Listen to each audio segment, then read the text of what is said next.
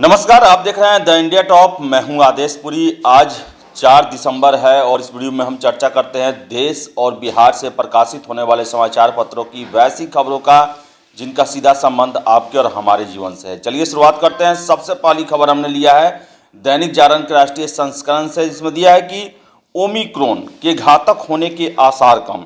सरकार ने कहा, देश में टीकाकरण और डेल्टा वेरिएंट के व्यापक प्रसार से ज्यादातर लोगों में बन चुकी है एंटीबॉडी। स्वास्थ्य मंत्री ने कहा, जोखिम वाले देशों से आए 16,000 यात्रियों का हुआ कोरोना टेस्ट, 18 संक्रमित मिले। ओमिक्रॉन वेरिएंट की पुष्टि के लिए संक्रमितों के नमूनों की कराई जा रही है जीनोम सीक्वेंसिंग। तो आपको बता दें कि एंटीबॉडी जो है वो तैयार है ज़्यादातर लोगों में, और टीकाकरण भी बहुत ज़्यादा हो चुका है देश में, इसलिए इसके घातक होने के आसार बहुत कम हैं।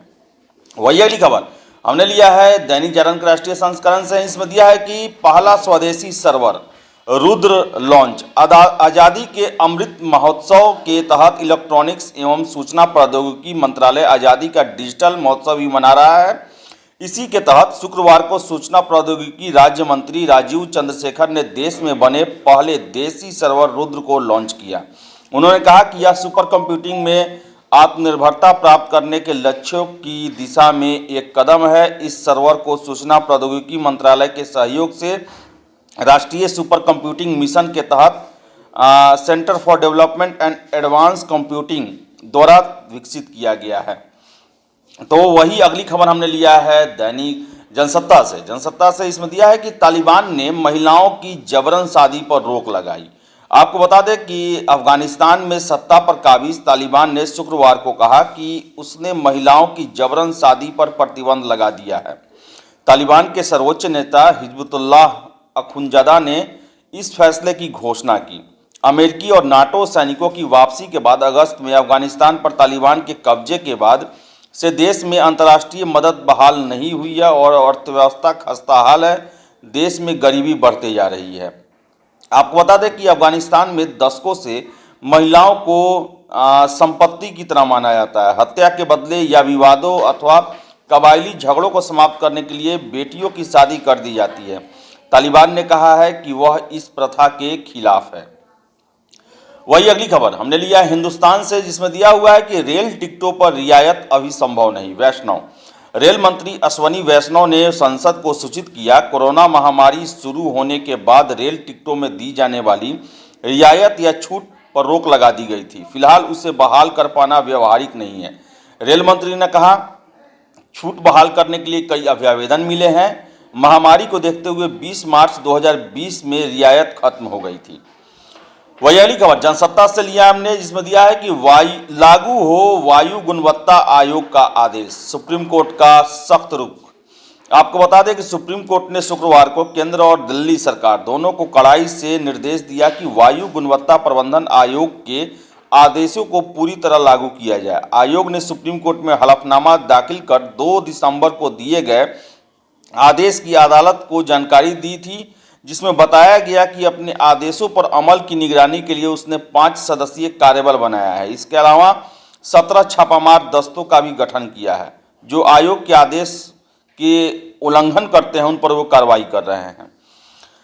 वही अगली खबर दैनिक जागरण के राष्ट्रीय संस्करण से, संविधान की प्रस्तावना में संशोधन का निजी विधेयक रिजर्व। आपको बता दें कि राज्यसभा में भाजपा सदस्य के संविधान संशोधन निजी विधेयक को लेकर विपक्ष के कड़े तेवर को देखते हुए उसे रिजर्व करना पड़ा।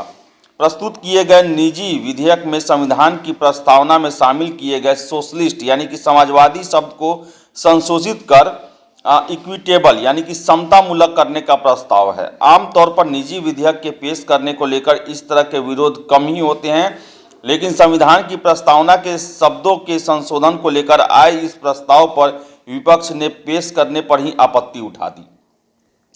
वही अगली खबर दैनिक जागरण के राष्ट्रीय संस्करण से ही, भारतीय निवेश को प्राथमिकता देगा श्रीलंका।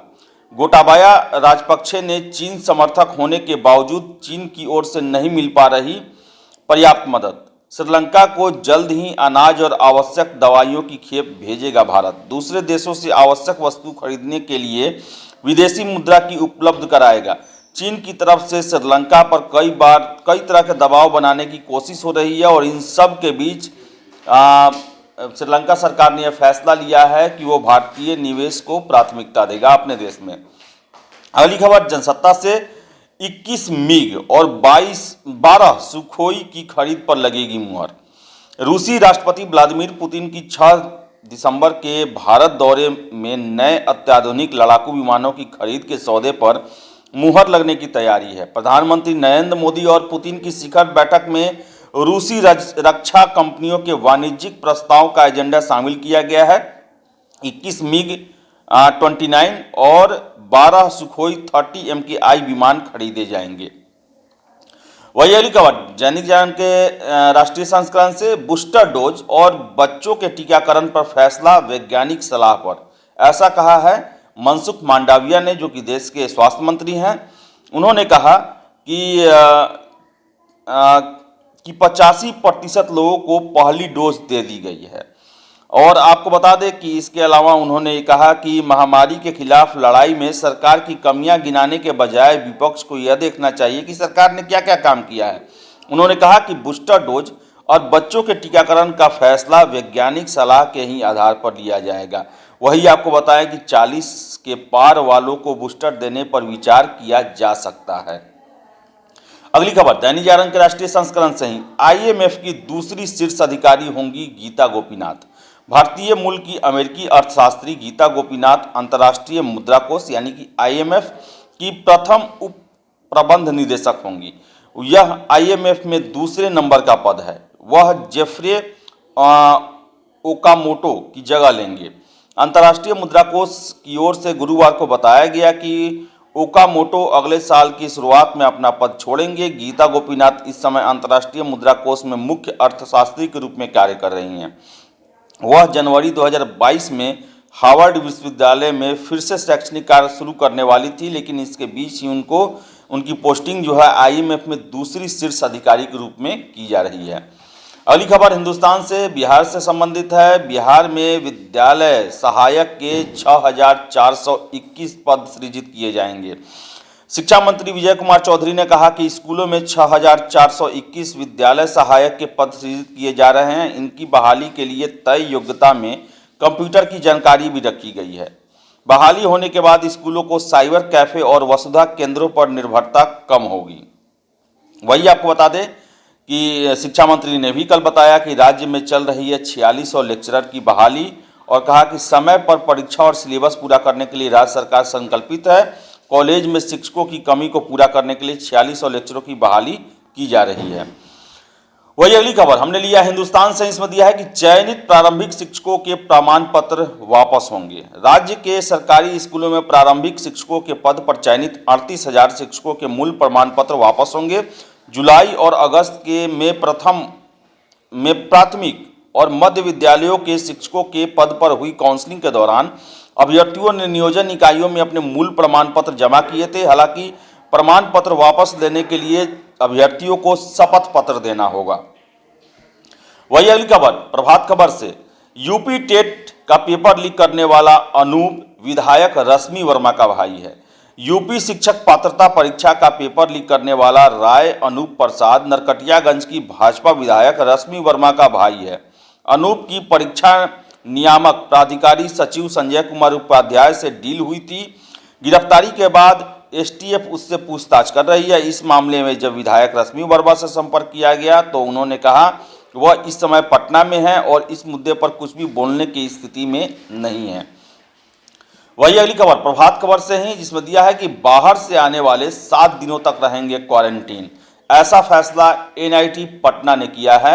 NIT पटना कोरोना को लेकर सख्त है। कोरोना गाइडलाइन का पालन किया जा रहा है। कैंपस में प्रवेश से पहले शरीर के तापमान की जांच की जा रही है।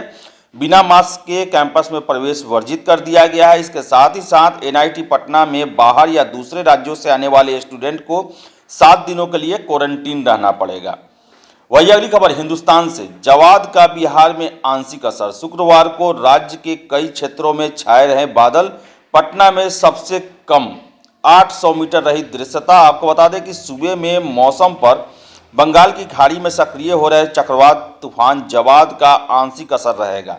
अभी यह कम दबाव के क्षेत्र के रूप में है और अगले कुछ घंटे में चक्रवात में परिणत होकर शनिवार को उड़ीसा तट से टकराएगा। चक्रवात के प्रभाव से सूबे के पूर्वी भाग में 5 दिसंबर को 1-2 जगहों पर आंशिक बूंदाबांदी हो सकती है।